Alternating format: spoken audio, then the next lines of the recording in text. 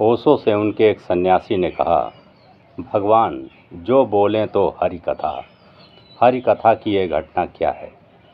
क्या यह घटना मौन व ध्यान की प्रक्रिया से गुजरने के बाद घटती अथवा प्रार्थना से?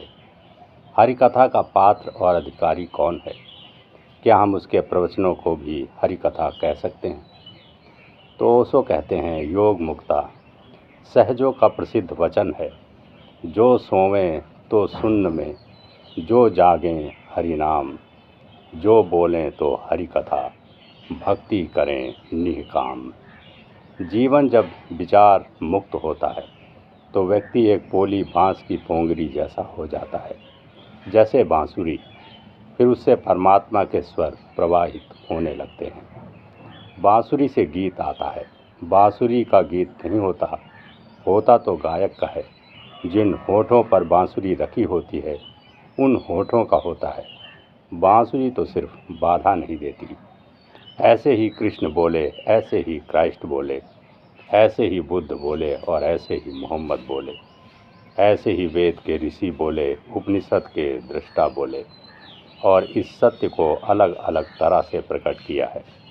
जैसे कृष्ण के वचनों को हमने कहा श्रीमद् भगवत गीता, अर्थात है भगवान के वचन।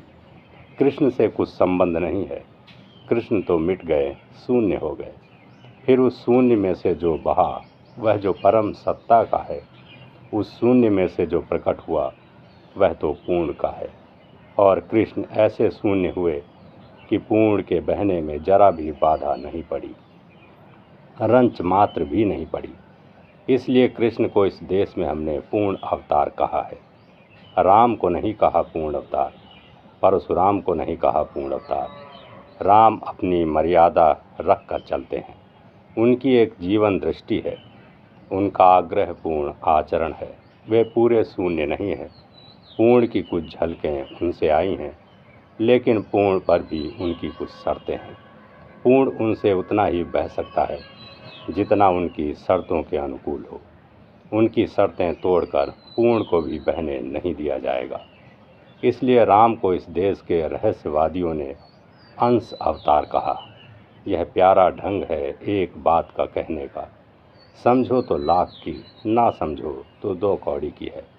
अंश अवतार का अर्थ होता है कि राम ने पूरी स्वतंत्रता नहीं दी परमात्मा को प्रकट होने की। कोई नैतिक व्यक्ति नहीं दे सकता। नैतिक व्यक्ति का अर्थ यह होता है कि उसका जीवन सशक्त है। वह कहेगा ऐसा ही हो तो ठीक है। उसके आग्रह हैं। उसने एक परिपाटी बनाई।